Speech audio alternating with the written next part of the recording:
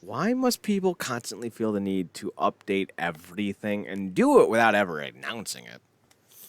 I'm rambling. I'm pissy. I'm talking about monkeys today. I'm already pissed off. Monkeys are supposed to make you happy, Chad. Right? They're majestic creatures. I like this bullshit. Fucking Twitch. I'm your host. This is a podcast, and I'm mad. We're talking comics. Fuckery. Fuckadoodles. I'm Chad Porto. Marcus is the glorious co-host. Marcus, I got no oomph in my step today. I'm sorry. I'm coming at you pretty blasé.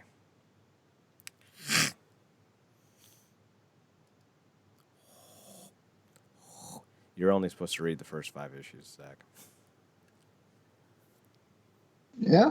Yeah, apparently. That's what it says. But they're collected in 6-issue volumes. Well, then I don't know what to tell you. Wikipedia's lying to one of us.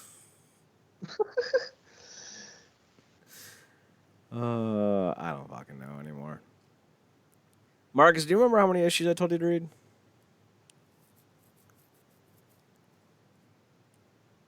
5. 5? Yeah. Suck it, Zach. Whoa. I don't give a shit. This book is a hell of a lot quicker of a read than The Boys was. Yeah. Amen. Did you say hey man or amen? Amen. Yep. Yep, I agree. Amen on that one. So he's Marcus Green, and then the other one, Zachary Duncan. Twitch broke me. They just updated all their shit. Like, they just updated all their shit like 4 months ago. And now I gotta figure out how to do all this shit all over again. And, like, they're taking away fucking things to make it easier, to make it harder for some reason. Because fuck Twitch. Because fuck Twitch. All right, I'm good. We're fine. We're late. Fuck it. All right, so we reviewed The Boys. How is everyone adjusting to a less superhero-y, more crazy story? Shall we say?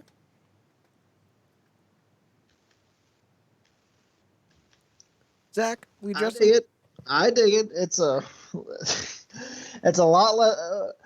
Oddly enough, a book about androcide is a lot less depressing than The Boys was. Right. Oh, by the by, there's some levity, there's some humor. People, it's not to be taken entirely too seriously, and there's not excessive amounts of gore and shit just for the sake of it. So I'm cool with it. Marcus, how are we feeling over there?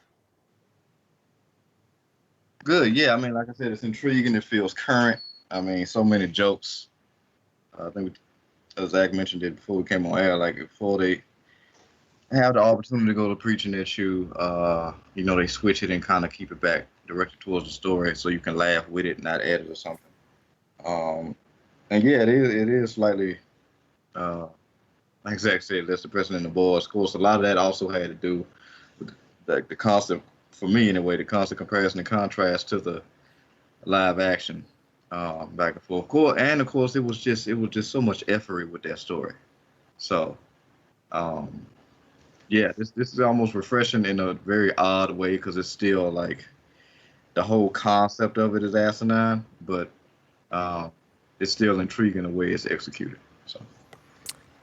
So, best part about this entire series, by the way, folks, isn't just the fact that Yorick.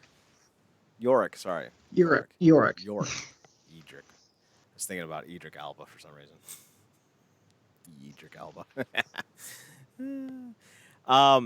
The best part about Yorick isn't that he just has a monkey. By the by, the monkey is it's a capuchin, and he was, if I remember correctly, a service monkey he was training? It was gonna be a service monkey. Well, he has a service now. And a purpose. And a name. And his name's the best goddamn thing in this story. His name is Ampersand, a.k.a. hashtag. Hashtag monkey! Yeah! I love it. I love it so much. Did no one else catch that? No, because that's not what an ampersand is. Isn't it? Oh, wait, no. That's the and symbol. Well, it's still funny as fuck that his name is Ampersand. I was just sitting here quietly debating, do I burst Chad's bubble? Yes, you burst my bubble. I'm already having a shit day, all because of Twitch. You might as well pile on. You fuck.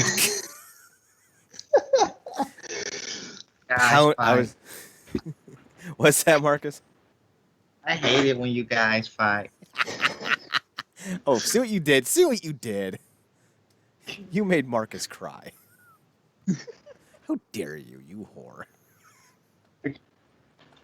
I know you're cheating on me with another podcast, Zach.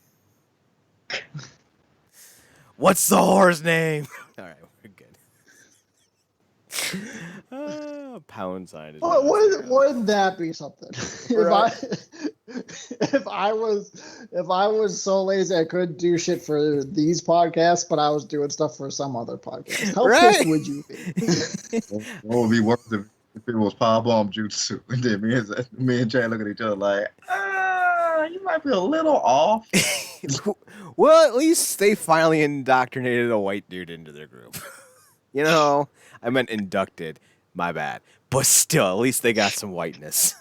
That rainbow is finally starting to look multicultural. Actually, if it was anyone else, I really wouldn't care. But because of how lazy you are, I might actually be a bit perturbed, Zach. I'd be like, wait, what? You fucking can't even come on fucking more than twice a month. It's not because you're busy. Dick. So, does anyone have any ideas on why, or Yorick, if you will, is still alive, yet every other mammal in the history of mammaldom is dead, besides, of course, Y and ampersand? It's kind of obvious. Is it kind of obvious? Yeah, it's kind of obvious. Why is Yorick still alive?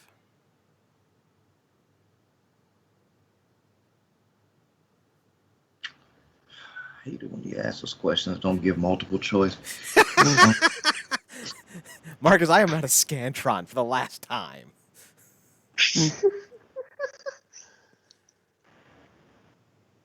If neither of you guess it, I'm not going to tell you, but it's kind of obvious. I don't need like specific details. Like, give me the general rationale as to why you think Y is still alive.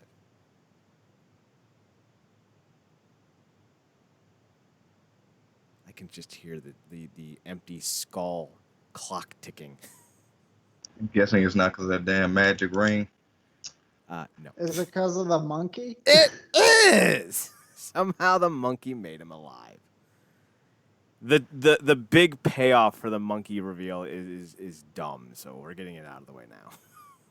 But what causes the fall of everything is a completely different and mind-numbingly stupid theory. But I'll let you guys suffer through that reveal when we get to it. It's not great. It's so bad. It's why The Last Man doesn't have the finish that you would hope it would. Like not finish. When the book was coming out, it was very popular, but kind of like Battlestar Galactica, the 04 version, the ending kind of misses the mark. At least in my opinion. We'll see if you guys agree. So we're gonna compound these 5 issues into one general review. All the people are they're dead. You got trash collectors picking up bodies. You got an entire world ran by women. But they're facing mass extinction because it's not just humans that lost mammals. It's literally every mammal in the world no longer has a male mate. So food supply is about to go real fucking thin. Vegetarianism is going to be a real big seller. So Y decides that he's going to go look for his mother, who is a representative in D.C.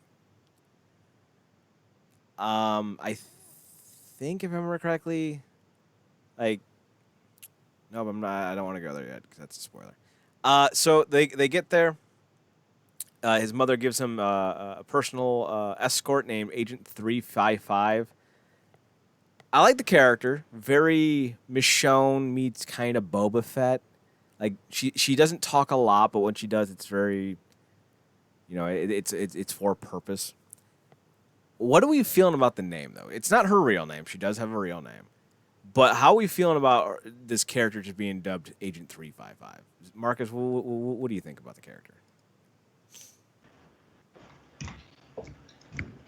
I was breaking up. What was the character? 355. I like it. I dig it.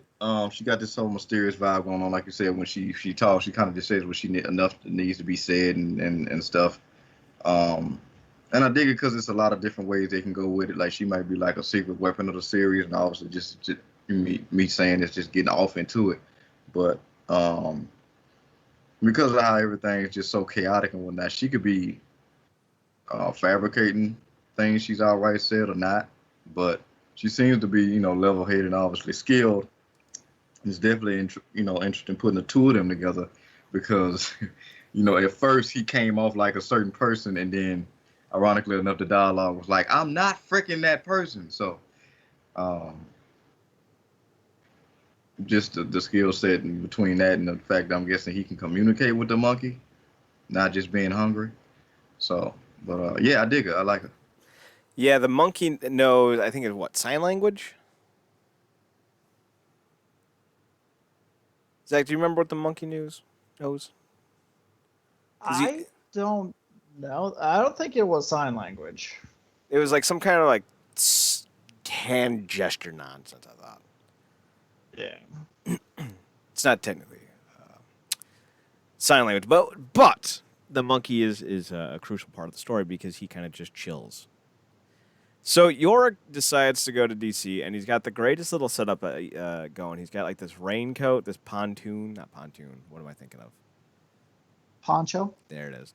This rubber poncho and this cool ass gas mask, and he's strolling through DC. Turns out DC's kind of a shit show, though. You have the vilest of the vials patrolling the innards, aka politicians, and then he has to deal with gun-toting. What were they? Republican widows? Yes. The GOP. The GOP. Wait until you meet the daughters of the Amazon. Not even actual politicians either. Politicians' wives. Yeah. There are some politicians because his mother is still a politician. Right, but not the Republicans that show up were just wives. Yeah, they are the wives of the GOP. I think at one point it's stated that they're like ex-military and stuff like that. Like their wives are of their husbands were ex-military and ex stuff like that. So hence the heavy artillery. But yeah, it's wait till you get to the daughters of the Amazon. It's even worse. it's even worse.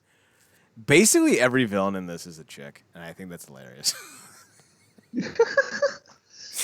I don't know why, but it's just funny as fuck.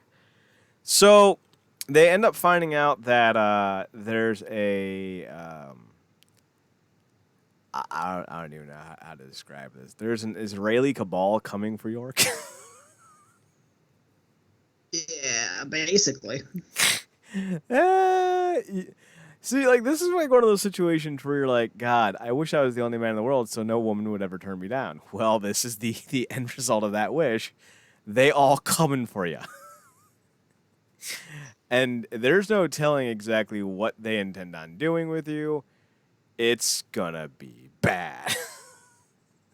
Didn't somebody snitch him out too? Oh yeah. Somebody did, and I have my suspicion at this point is his mom. I don't know why. I won't confirm nor deny any theories.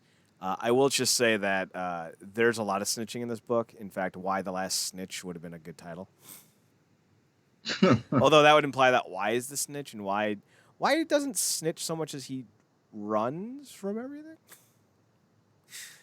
So they end up capturing him, and I think they force them to go to San Francisco.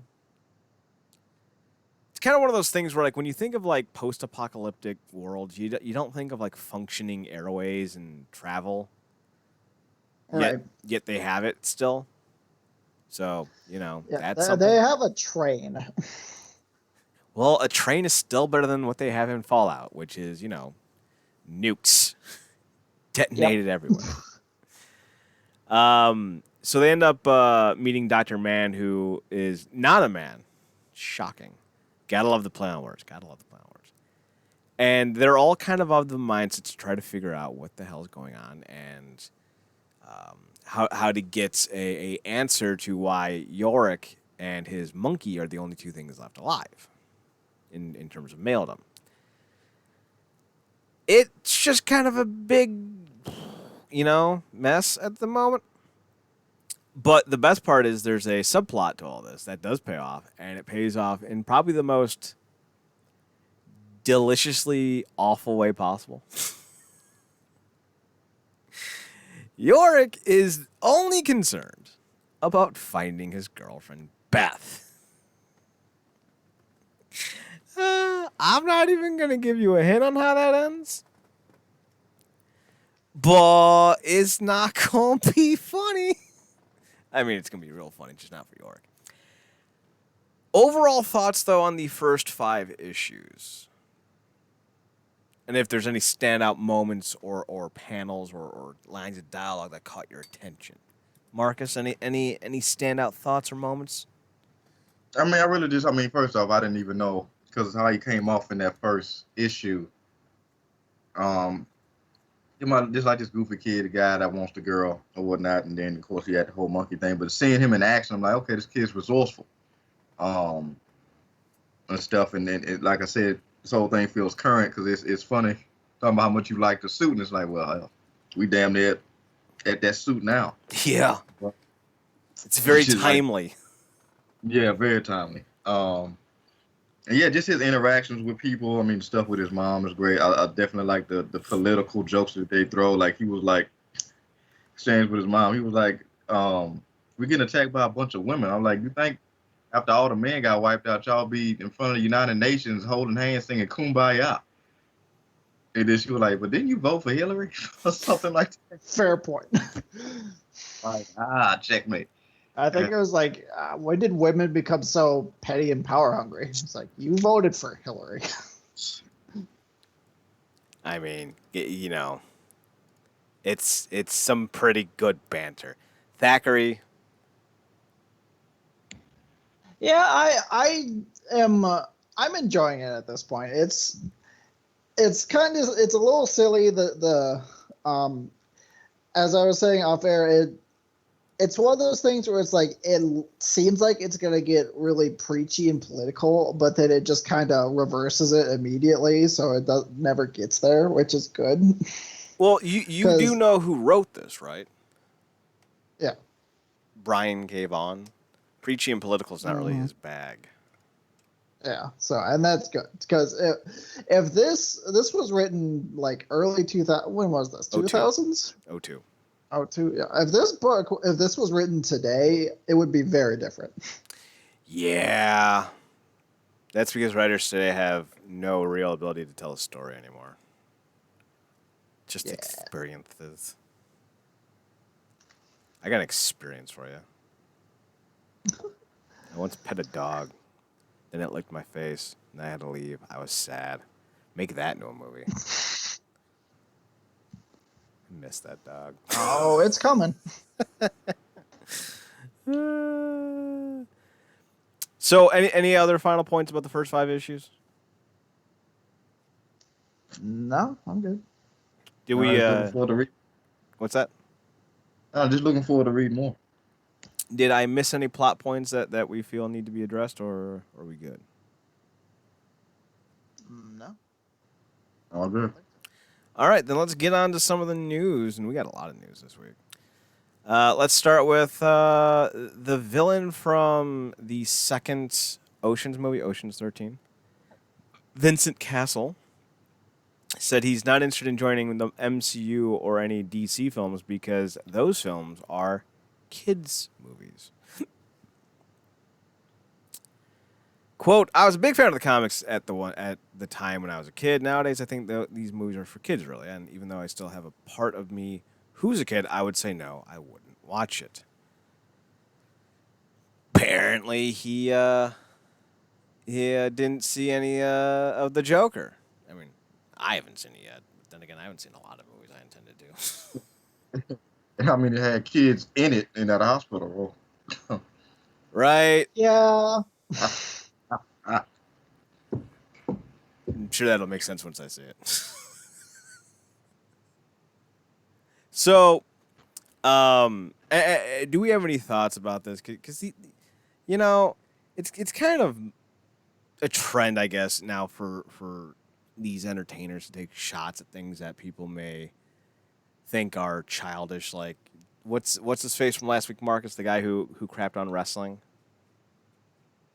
Tom Segura. Yeah, Tom Segura went after wrestling and said that all wrestling fans should die, that it's stupid, that you have to, be refreshing to enjoy it. And it's just like, man, like, that's not funny. And you don't get to play the whole, well, I was joking card when you say that kind of shit. And this seems less callous because he's like, yeah, I'm still kind of a kid. But no, they big, dumb kid movies. Yeah, I mean, with Segura, it seemed like he was poking fun, and then obviously you got the backlash and try to retract it. I respect you more if you just stand on it, because right. Clearly you come at it from a very particular place about it, and thankfully, and we we go back and forth on this all the time, talking about just how we're kind of more mature and far more logical in our thinking than a lot of these fans who are very easily perturbed and uprooted in their feelings, because they always have to have their emotions masturbated all day. So something like this, I'm like, okay, obviously the Segura, that was just whatever, but this just seems like his genuine opinion.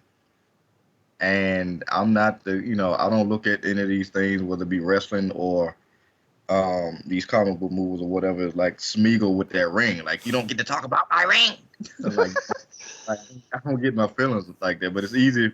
But, he got asked a question. He gave an answer. He gave an honest answer. He didn't give an answer that was catering to these people. And that's how he feel. That's how he feel. Who was that called the big movie wig that said the MCU wasn't cinema or something? Scorsese. Yeah. I mean, hard to argue with Scorsese. I mean, if that's how you feel, that's how you feel. I'm not going to spend all day on Twitter posting stuff and hashtagging his name, trying to prove in GIFs and or clip videos why I don't agree with his opinion. It's his opinion. Zach, do you concur? Yeah, I mean, Marcus has a point. It's very easy these days to hear someone give an interview and say, I don't like this for this and this reason, and then just immediate backlash. I mean, and as Marcus said, he wasn't trying to put him. He wasn't really like being derogatory towards them or anything, but he was just kind of stating his opinion and how he felt about him.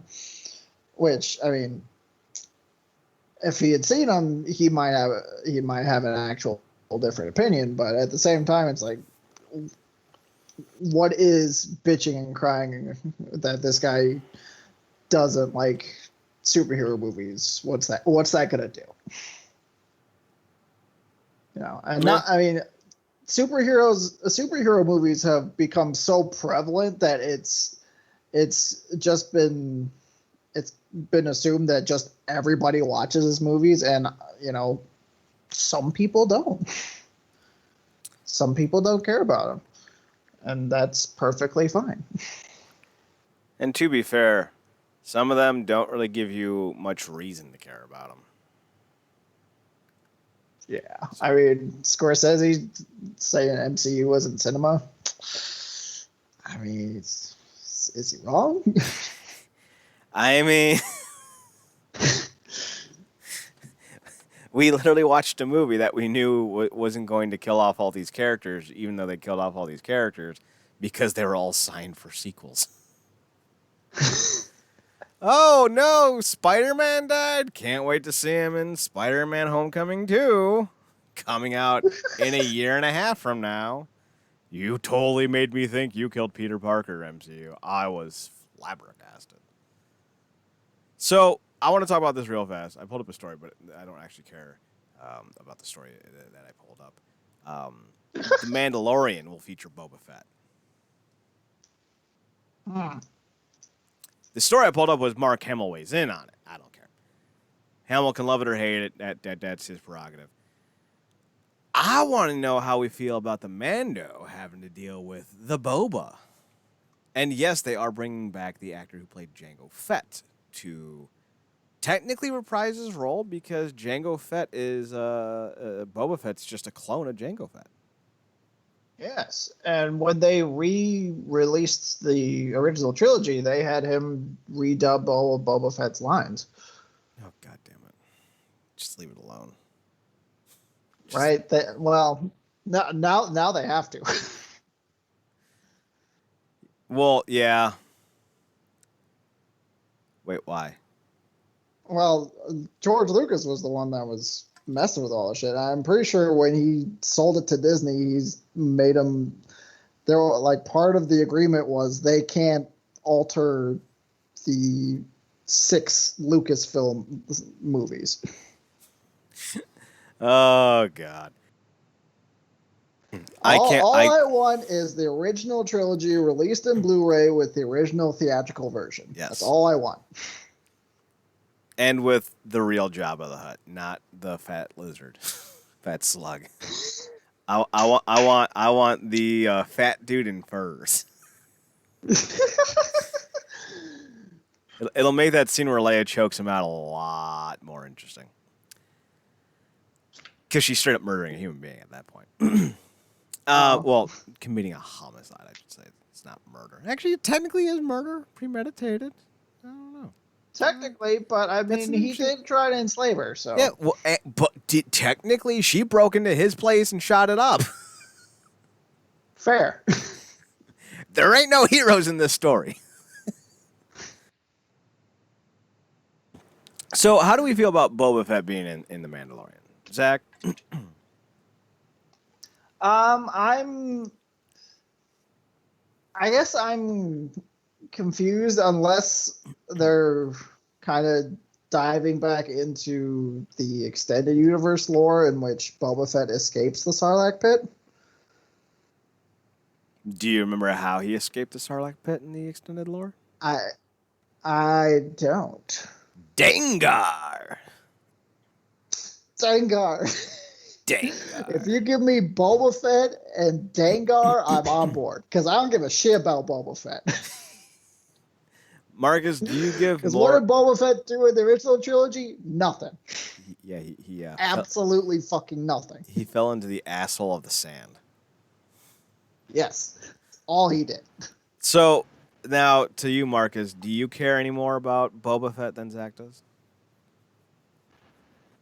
I mean, I don't really have an extended amount of F's to give about a lot of this maybe old Star Wars stuff being, I guess I'm trying to be repackaged or what have you. To me, most exciting part about it, because I'm a big fan of the actor, was Tamora Morrison coming back. Mm-hmm. But shout out to Aquaman's dad. But yeah.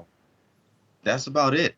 I don't. I'm more so interested in continuing the Mandalorian story. The whole Boba Fett, Jango Fett thing, I didn't really care. I mean, he wasn't that big of presence. When I was watching the films. He had that square off with who that was, Kenobi. Mm-hmm. Mhm. So yeah, but that's about it. I didn't think the cat. I mean, already Mando's more cooler than him to me. So it is what it is. Well, yeah, because Mando hangs out with fucking, hang on, Gina Carano and a little baby Yoda, The child. right? Just fucking sipping his goddamn coffee, watching the Mandalorian slaughter people. Gotta love it. So let's shift gears and talk about a lot of Arrowverse news. Green Arrow and the Canaries are still very much alive at the CW. Mark Pitowitz won't let it die, even though it will definitely be a giant fucking flop. We've seen the ratings for Batwoman. It's not good. Like, they're the worst the CW has had in some time for a property that expensive. The markets that Batwoman is geared towards isn't the common comic fan. I would be super duper surprised to see or hear the Green Arrow and the Canaries series get launched at all if they cancel Batwoman this year, which is a very realistic possibility.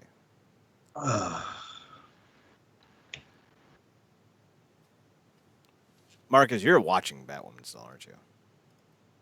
Yeah, I'm hate watching it hard. Just because there's two particular reviews that I watch that shit on it every week, and I want to be abreast of everything. So I can shake my head and scream with them. But yeah, it's man. I mean, Riverdale is basically giving into itself at the point it's basically in on its own shitty jokes. But Batwoman legitimately thinks it's an actually good show, and it's probably one of the biggest pieces of trash this network has had in years.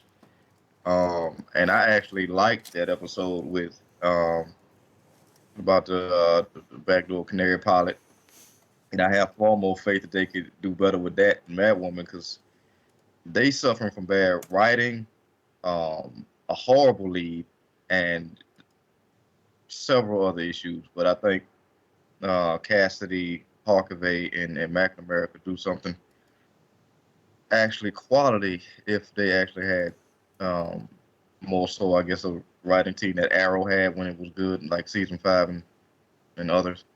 But yeah, I mean, you're not wrong. They put that show in jeopardy if they cancel Batwoman, which they should. I know they got renewed for a second season, but if these ratings keep dropping the way I hear they keep dropping, I pray they don't get a third. But again, something like that could very much put the stink on something like the Green Arrow and the Canaries, which should get far more of a chance than Batwoman because they are solely geared towards shitting on the legacy of the character, Batman, basically the whole Batverse, and only catering to Lick Me Now Tumblr girl fan. Which is funny because that Tumblr fad, Tumblr is no longer a thing that you can really market to. It doesn't exist anymore. The entire, funny enough, when you got rid of the porn, you killed Tumblr. Go figure. It's not unprecedented for a show that was once announced to be renewed to get canceled. I was unaware that it had gotten picked up, so that does increase its likelihood. But it's extremely possible that the series still gets canceled despite that. It started off with a 1.86 million views for its premiere episode. Now people are going to be like, well, people watch online and blah, blah, blah, blah, blah, blah, blah, blah, blah. All right, fair. Those are all fair blah, blah, blahs. But the May 3rd episode... Actually, let me just make sure I'm getting the right one. Okay. The April 26th episode, there we go, scored a series low with a 0.63 rating. It lost, 1.75 of its audience? Sounds about right. 2/3 of its audience. 2/3. So, like, you know, you done the fucking. That's gonna get you canceled. Uh-huh. They came back on May 10th with a 0.7 rating. Mm-hmm. I'm not sure that's gonna save you. Yeah, I mean, it says a lot when they're on the CW, and even that particular audience, which we talked to all of them about and how they are, when they're not even showing up for your show. So. Yeah, you done killed the Arrowverse, kid. And I wonder if maybe some of it has to do with the fact that Arrow's done and a lot of fans kind of saw that as the end, like the Crisis on Infinite Earths. Yeah. Saw that as like the end. I mean, it's a fair thing because I feel like that same kind of feeling has been kind of going on since Endgame. Yeah. You know, it's like we beat Thanos, we did all that stuff. Iron Man died. Does anyone really care about what's coming next? The movie after Spider-Man, I'd see who would. The movie's also broken as hell. It doesn't work. The entire premise is broken, and I'm going to say it again. It states in the movie that you have to return everything to the time in which you took it from. That's the whole point. But they didn't. They fucked all that idea. In fact, things were very, very much misplaced in every timeline. Fucking Captain America went back in time and ruined that timeline. Then Thanos died, so that means the entire events of the movie shouldn't even have happened, which meant there's a paradoxical time quantum loop just in caving on itself. I mean, the whole thing was just an excuse for, like, basically a clip movie. Nobody cared about the hammer pickup by Cap. Jesus. I mean, that was pretty legit. That was the best part of the fucking movie. But that was the only part of the movie where I was like, yas. Well, that and Lang seeing his daughter, like that was peak. That was peak. Like seriously, if the entire movie was just like Scott Lang getting out of the quantum realm and finding his daughter all screwed up, and then you jump to Captain America beating the shit out of Thanos with a hammer. 20 minutes, I'm in, I'm out, I'm happy. Greatest movie of all time. Yeah. We talked about all the good moments, but again, we also talked about the fact that people will blatantly excuse the whole narrative of the film because they got that big ass fight at the end. And that's cute to do, but when you blatantly ignore the whole concept of stuff because you just want to see. And they had a lot of good stuff in the film, but you can't ignore, like, you can't even explain the time thing. They couldn't. They just pieced it together. How a lot of these shows and films do with time travel. There are very few things or shows or whatnot that have gotten that right in a way that would seem satisfactory after the fact. Time travel is just a very tricky thing to do.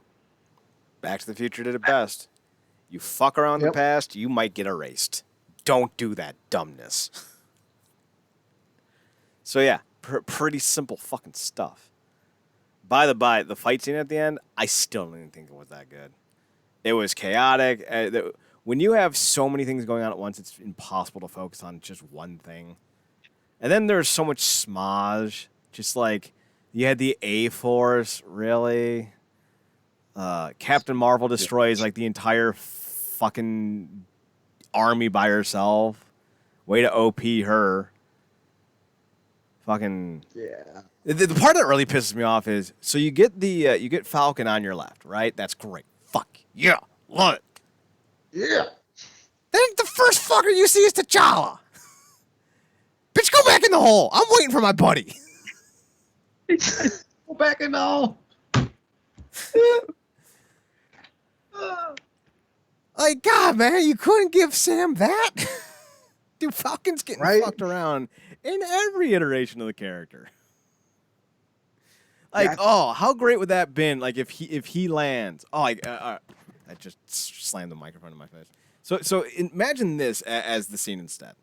So you get on your left, and then a portal opens up and Sam lands next to him, and Cap's like, let's see how the best way to phrase this.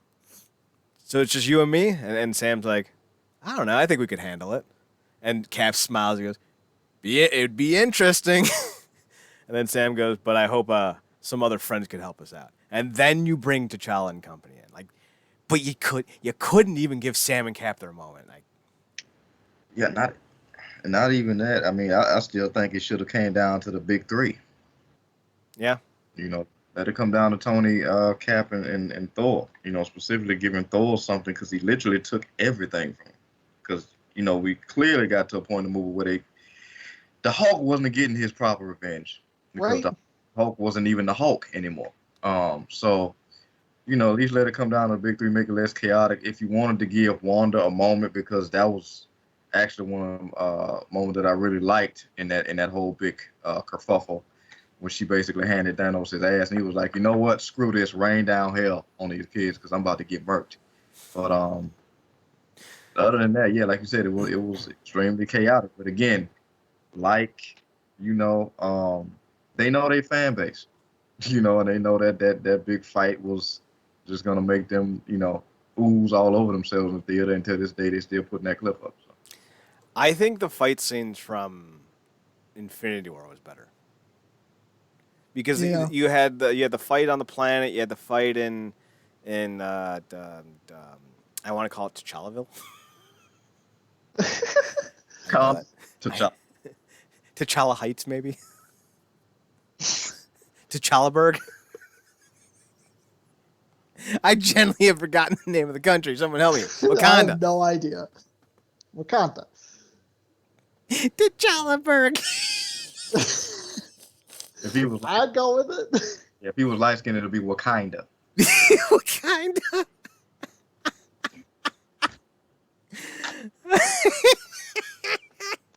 I don't know. So, okay. So, the reason why Batwoman's still around, and I'm gonna take that shot, so y'all might want to duck, is because it's a lesbian in the main role. How do I know this to be true? Well, I guess an example.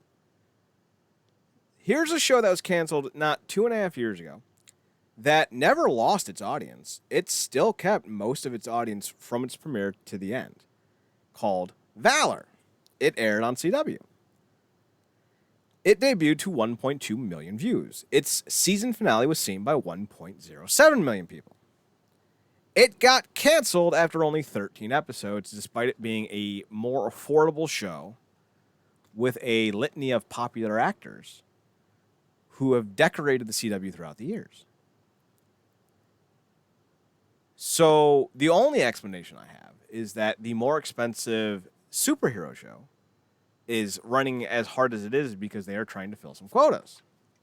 Now, that's not necessarily a bad thing if you're producing results. Even if it's not good, if you're still pulling in ratings, like Riverdale's trash. That show's garbage. That show is obviously marketed to everyone but the three of us. And true to be fair, when you consider that we are actually three vastly different ideologies, kind of makes you wonder, who are they actually marketing it to? Because it ain't the general populace anymore. And we actually praised the first season.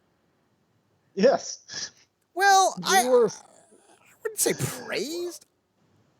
We accepted it as trash in the first season, but it was trash that we were like all about. Yes, it was just straight garbage, but it was supposed to be straight garbage. So we were like, all right, fair, you're garbage. We're good. So the series premiere Riverdale had 1.38 million. The show, season 2 had 2.34 million. So we've upped the scale already. Let's see. Wow. Season 3, I'm guessing a huge drop. Let's see. 1.5 million. Yup. Huge drop. And season 4, I would be surprised if they stayed at 1 million. Season 4, Chapter 58. 1.14. I'm a little surprised. No, I'm not. Episode 2, Chapter 59. Fast Times at Riverdale High. 0.8. Riverdale dead, yo. Riverdale has as bad of ratings as Batwoman. Wow. 0.67, 0.66, 0.66, 0.54. That's worse than Batwoman. Oh, my good God. Now, It really is that. Yes. No, I'm just saying it really is that bad. Oh, yeah. And I don't doubt it either. Like, season 1 was interesting because you had a nice murder mystery, right? Yeah. You had a bunch of hot chicks and a bunch of hot dudes, and they're doing the hot people thing. But then season 2, it became about politicizing and shaming, and we're doing another murder mystery. Only this time we're going to reveal it before the mid-season finale or right after. I forgot when they did it. And it's Betty's dad? That's fucking The dumb. Black Hood. The Black Hood. The Blackfoot. I don't even fucking know what the show is anymore. And then season 3, you had some Dungeons and Dragons nonsense. Let's not forget about the drug of choice. What was it called, Marcus? Jangle Jangle. What is it? Yeah, Jingle Jingle. There it is. Jangle. Now, let's not forget Archie's a red hooded gang looking like those lackeys from Mortal Kombat. The shirtless. Right? Dude, I still think that was the preamble to a massive gay porn scene. Like, this show is trash, and it's been trash, and anyone who says it's not trash is, in fact, trash. If you like trash, that's fine. Yeah. You know, I'm not going to judge you for it, but don't sit here and eat a McDonald's cheeseburger and tell me it's filet mignon. I'm going to tell you you're full of trash, because it's not. But, you know, who am I? Who am I to stand in front of people enjoying trash? So Such delicious trash. either CW as a whole is declining so hard that they're not going to be able to keep themselves afloat for much longer because these are some bad ratings for massive shows, or Batwoman and Riverdale are about to be canceled in the next year or two.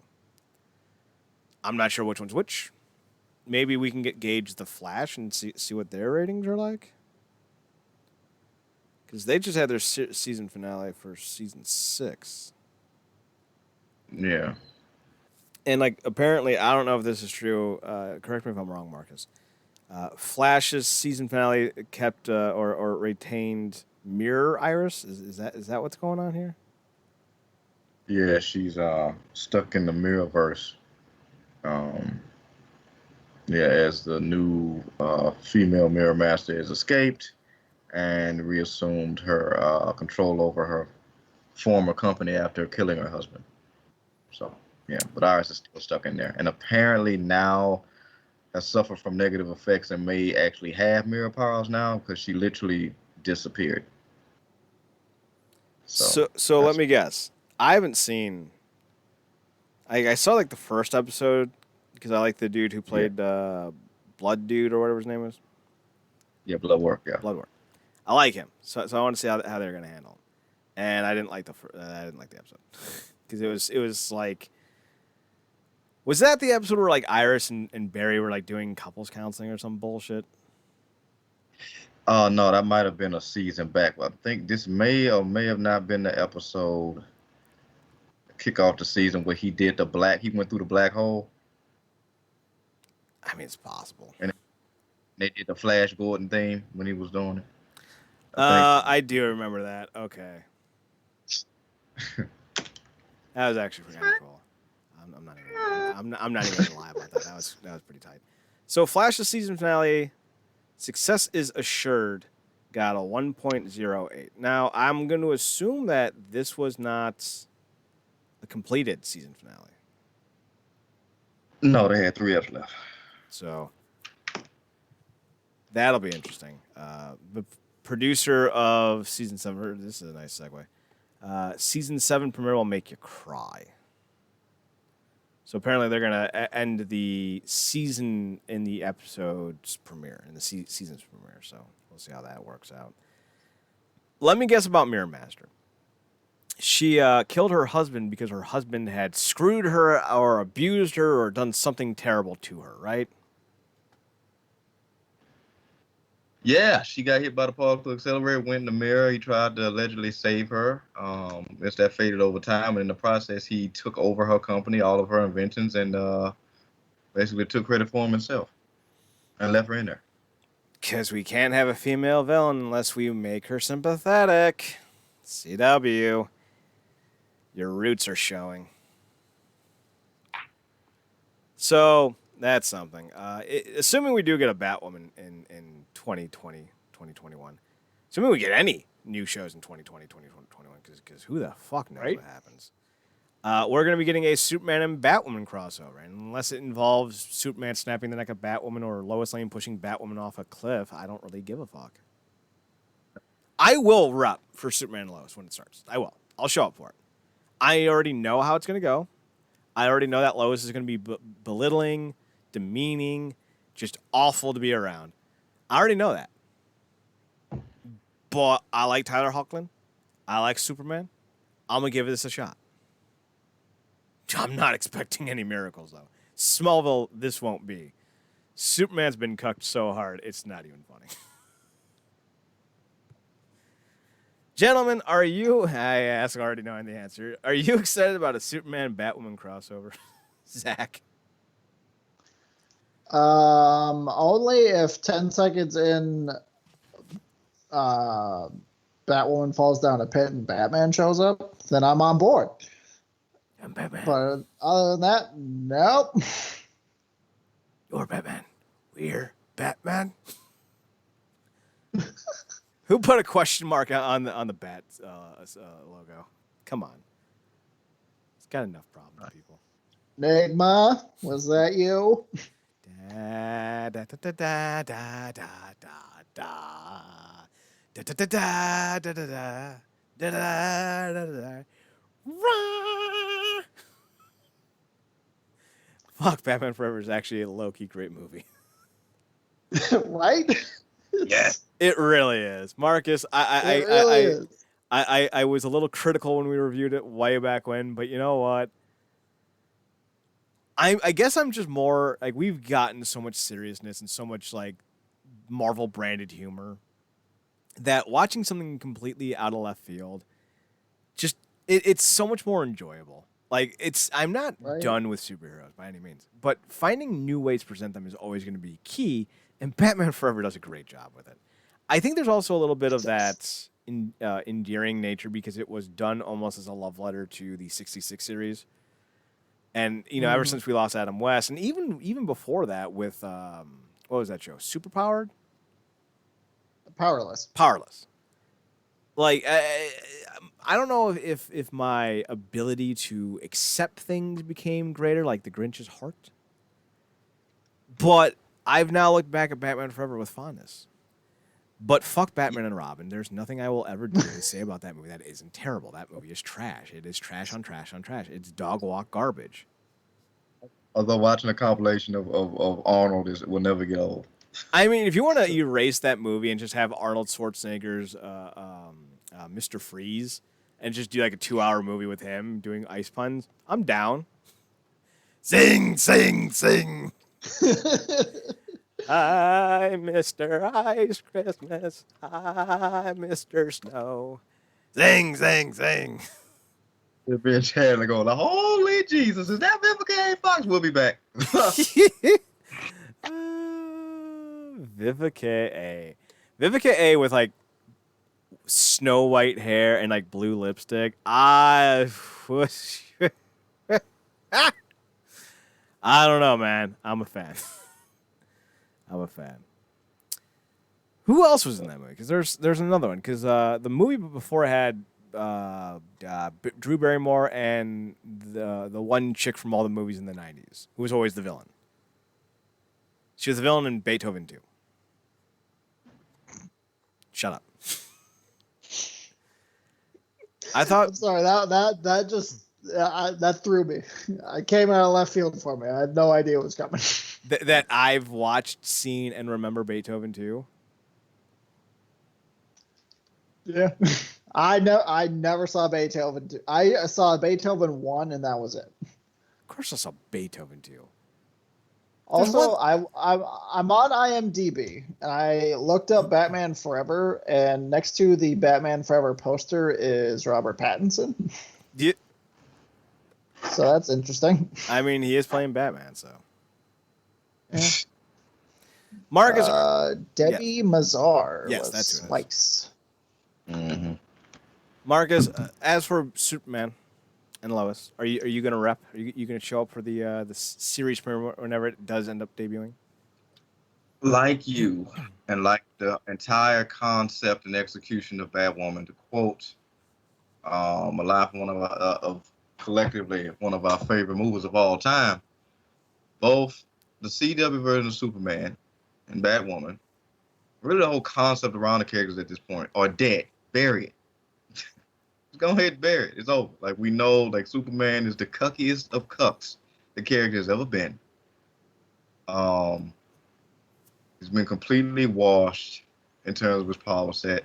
Had this been a series around Brandon Routh as Superman, we're talking about something different. But I'm only showing up because I show up for everything else, and I'm leaving a sliver of room to be pleasantly surprised. But again, you would have to retcon everything that you ever done and said about the character since he debuted in his cousin's show. I'm sorry, his master show, however long ago.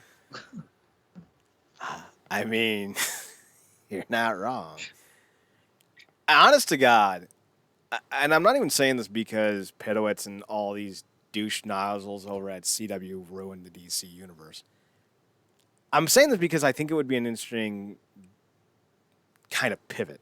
One of the problems that superhero comics in general have is what is canon, what isn't, and how long do you have to follow a series before it's time to end it? It's made collecting and reading comics very difficult because, unlike, say, manga, which has a start and a finish, comics don't. And that's part of, in my opinion, the issue with comics. But then again, we also just want to keep serializing the stories, which is a great thing. So I don't know. But I think the best thing to do is, if you do another crossover in 2021, make it be the last, and then end all the shows. Not get rid of them, but let a new universe take its slot. I do not think Stargirl is going to be an Arrowverse show. That would be a great universe to explore more of. And you can also reset the tone where it's not about preaching, demonizing, and belittling people who aren't, your, barest of the minority standpoint that you're trying to gauge for. If you can expand more beyond just the 15% of the audience that you're making these shows for and make it for 80, 90% of the audience, then you'll do better with ratings. And that means you'll have better budgets. Yeah, it's funny you bring up Stargirl, because I do think that's like the true saving grace that they can have to count on coming up. I think that'll be up. That should be like next week or week after next. That's coming out. And I've yet to hear a completely, really a negative review about it at all.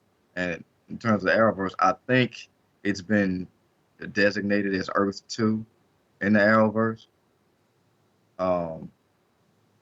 But again, at least it's not on the same Earth, so it can't be cluttered. But again, because of the fan base that they have, the first thing everybody and their mom wants to know, as usual, is when is it going to cross over? Which, again, we talked about, is not always the best thing. A lot of these shows end up being hurt with crossovers because you'll have a situation that's completely out of the hands of somebody like a goofy-ass Batwoman, and then somebody will be like, well, why didn't she call Carr? She got interviewed by Carr for the paper. And when that's not done, they look twice as stupid as they do on their own show. So I think something like Stargirl, like you said, can do something different, stand on its own, really tap into that JLA lore in a good way. Again, got to give credit to Smallville. And hopefully, like I said, man, something like Stargirl can shine and really set a new standard for these shows that we've not really been able to hit since, like, really some of the first seasons of these shows. So I would like to see Stargirl crossover with something like Titans, or even just bringing Robot Man. Who's the chick? Who's the fucking robot? Hey, you can't swear.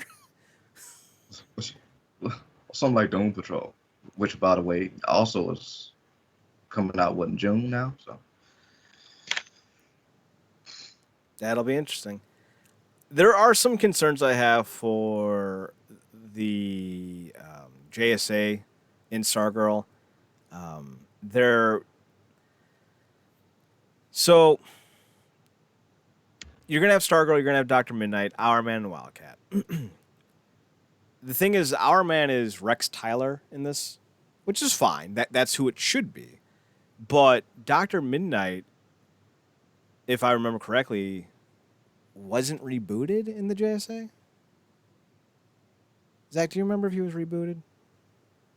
I don't. I'm not as up on the JSA as you are. And they have a Wildcat, but the rebooted Wildcat wasn't Wildcat, because Wildcat was still Wildcat.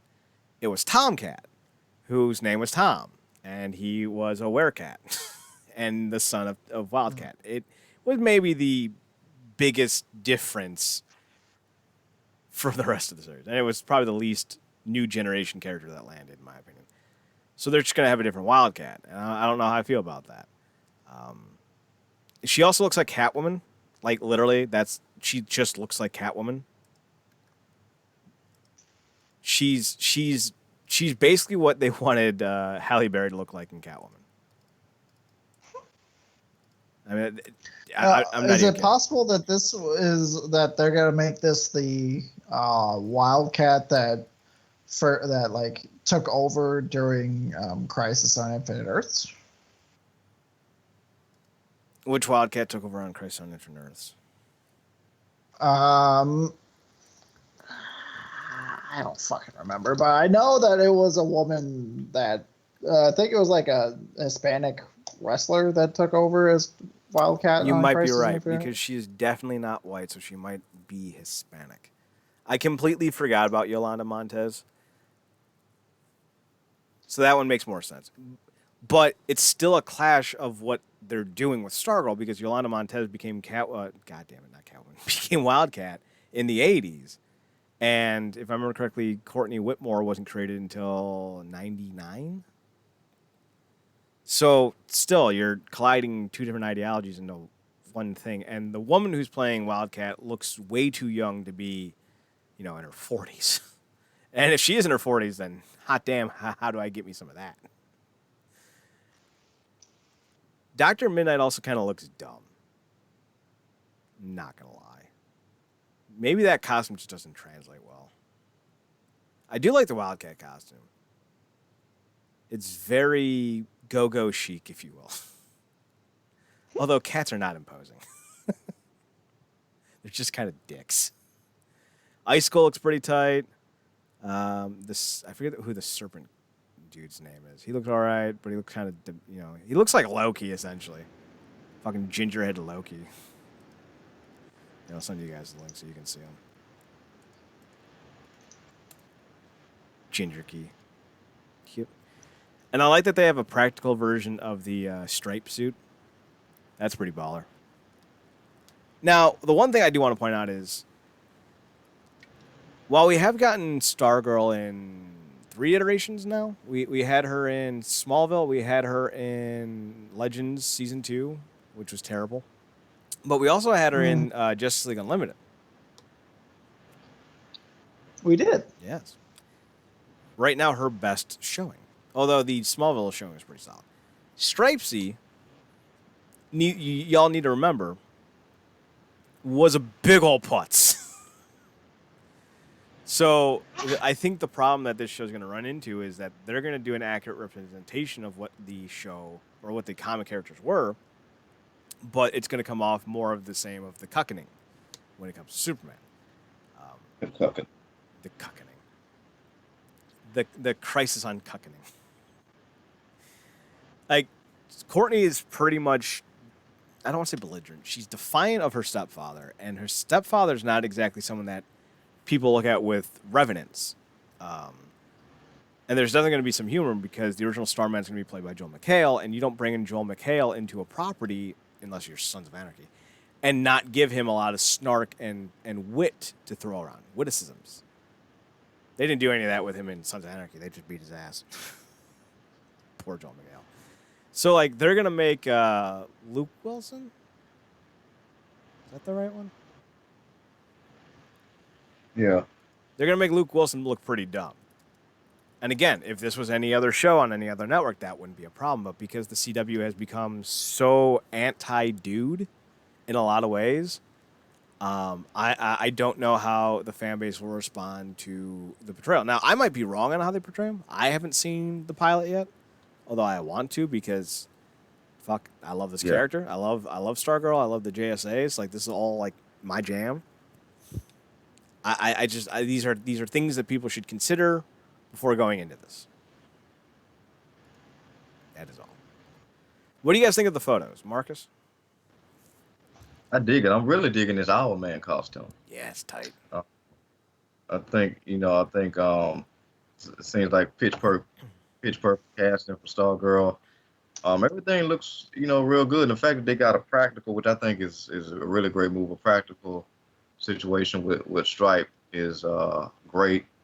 Like I say, everything from what I've read and everything, this is probably, for a lot of people, this is the best that they've seen of the CW superhero offerings ever. And for some people, it's the best since they first got introduced to Arrow and the Flash. So that's a good sign. Obviously, we haven't seen it. I wish I could because it feels like everybody else and their mama have by now, at least the pilot. But so far, everything looks good. It's Icicle, like you said, Folky. I think Red Key might be better. Or Ginge Key. Red Key. Ginge Key. Yeah, everything looks good. It just now we gotta see how it's executed. Show does come out on Tuesday, so we'll see how that goes. A lot of people in this show are getting their first big breaks. Luke Wilson and Amy Smart are names that people will obviously recognize. I love Amy Smart. I didn't realize she was. Is she playing Stargirl's mom?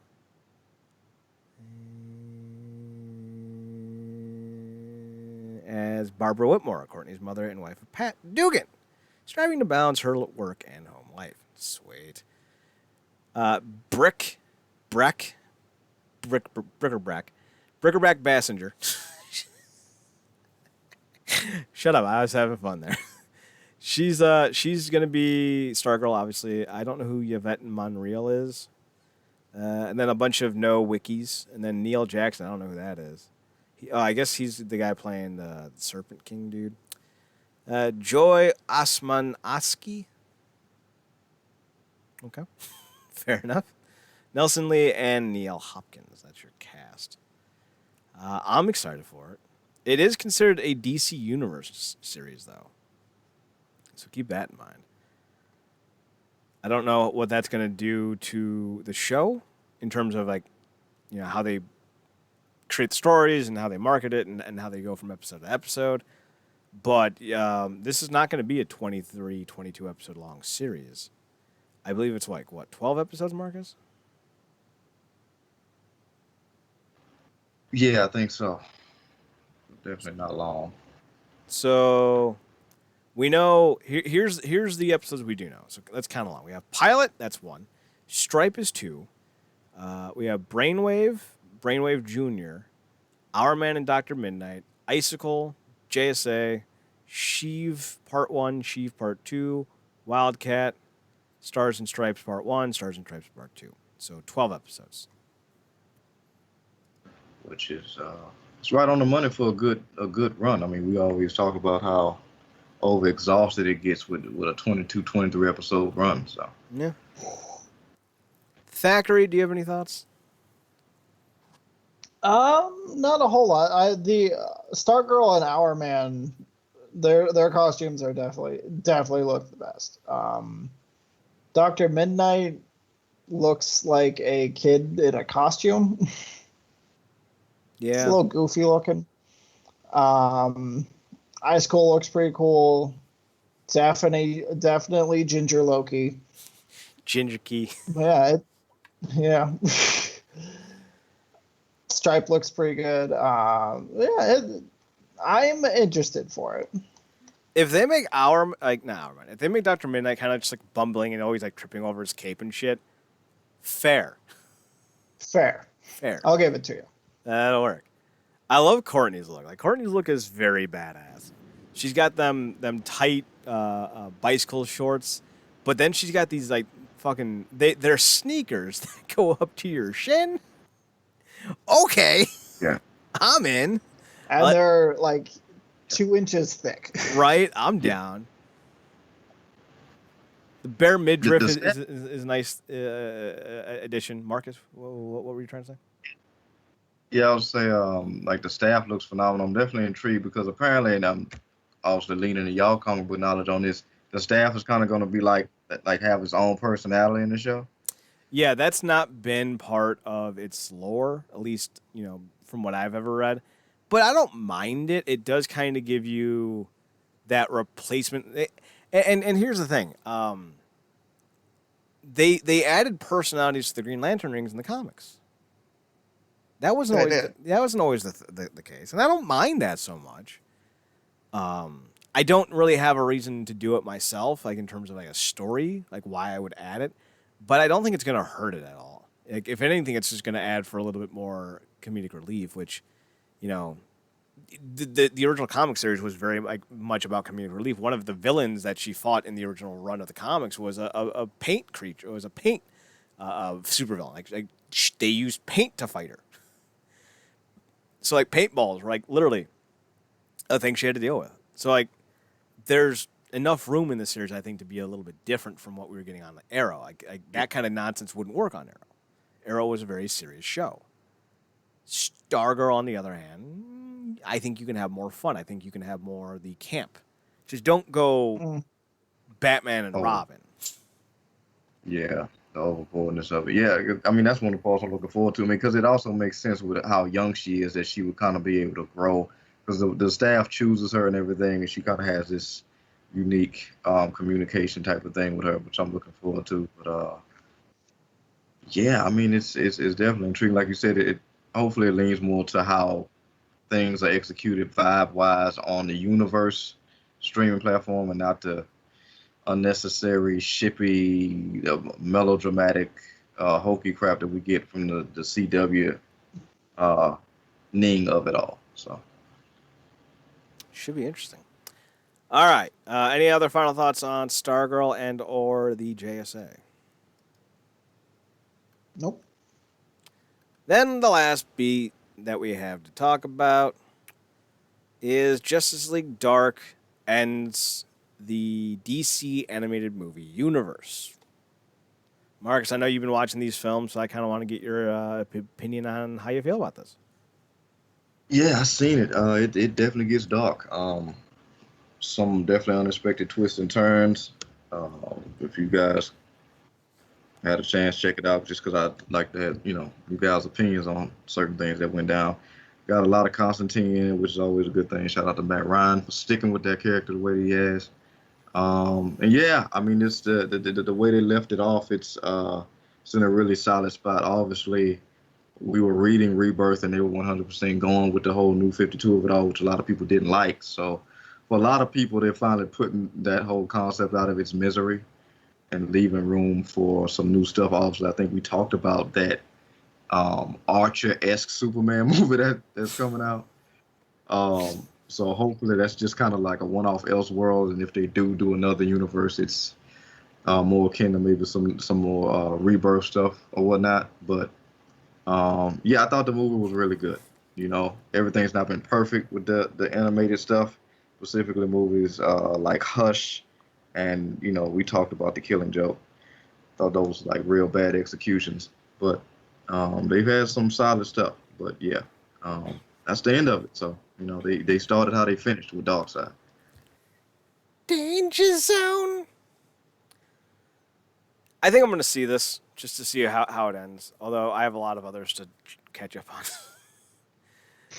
so we'll see. The next movie is called Superman: Man of Tomorrow. It will feature Darren Criss of Glee as Clark Kent and Superman. Superman. Alexandra Daddario as Lois Lane, if only this was live action. And Zachary Quinto as Lex Luthor, which now, by the by, I would like to see Zachary Quinto play Lex Luthor. That would be fantastic. Yes. Probably better than John Cryer, but, who's to say? It'd be better than John Cryer. Zach, do you have any thoughts on this? No, not really. I never really watched any of these, to be honest. Part of me wants to watch Batman Hush, but part of me is also like, one, I love the Hush storyline, and two, Don't do it. so it will never really live up to it. But also, it's like, I feel like they would be better served not recreating these major like comic book storylines and just creating their own stuff. So I might get around to watching these at some point, but who knows? Marcus, shh. Zach, you should have really watched the last few episodes of Batwoman if you want to see a good representation of Hush. Oh gosh, he's in there too. Why they gotta ruin all my Batman stuff, man? I mean, I feel like the Elseworlds crossover. Now that I look at the Elseworlds crossover, the second episode when they were in Gotham and they just threw all the Batman shit in my face. I feel like that was a warning to me. At first I was insulted, but then I was like, oh, but now I'm like, okay. They're telling me not to watch Batwoman because all this shit's gonna be ruined. I appreciate it. Appreciate it. Is not good. It's not good at all. So, any final thoughts on this week's show, people? Marcus? No, that's about everything. Oh. Zach? Nope. You had to write something down. Mm-hmm. I take notes on the topics we talk about. That way I can just fucking copy and paste and not have to go, what did we talk about? So, that's it. That's all we got for this week's show. We're done. We're over with. We're saying goodbye. Marcus, you and I are reading the next 5 issues, I think, of Y the Last Man. And Zach, we will talk to you in 2 weeks on this show. Okay. So keep reading with Y the Last Man. That way, when we come back, or when you come back in 2 weeks, you are kept abreast to the situation. As for Zachary Tyler, PP Duncan, I've been Chad Porto. He's been Marcus Green. This has been the ComicCorp Podcast. Thanks for tuning in and checking us out. We are on Twitter at NERDCORP. We are on Instagram at RealNerdCorp. We are on YouTube by searching ComicCorp, and we're on Twitch.tv at twitch.tv/Comic and GameCorp. Marcus can be found on Twitter at ParadoxKid, ParadoxKid. That's me. You can also find him on his other podcast, the True Printer Show, at True Printer Show on Twitter, TruePennyShow.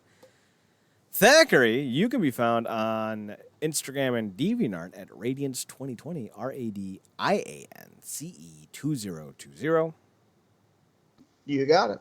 And you can find me on Twitter at ChadNerdCorp, ChadNerdCorp, and on Instagram at Chad's Photo Hut. You can also find us on Podbean at realnerdcorp.podbean.com. But if you want to download the show instead and not go through a URL, you can download the Podbean app to your mobile device, sign in, it's free, and then you can start downloading all of our past shows straight to your mobile device instantly. We're also on realnerdcorp.com, RealNerdcorp.com. You can check us out there. Articles, podcasts, and all the like. So be sure to check in and tune in and check us out and all that good stuff. We'll probably have a show tomorrow, but I have no idea what we're talking about yet. Swisher has not gotten back to me, so we'll see. But until next Thursday at 9 p.m. Eastern Standard, we're done. We'll talk to you guys soon. Marcus and I will be back on the air on Tuesday talking about wrestling and wrestling-related things at 10 p.m., so tune in for that over at twitch.tv/WrestlingUnderground. So for Marcus Green and Zach Duncan, I'm Chad Porter. Thanks for tuning in. Thanks for checking us out. Thanks for giving us a chance. Remember to read more comics. Marcus! Say so. Stay inside me.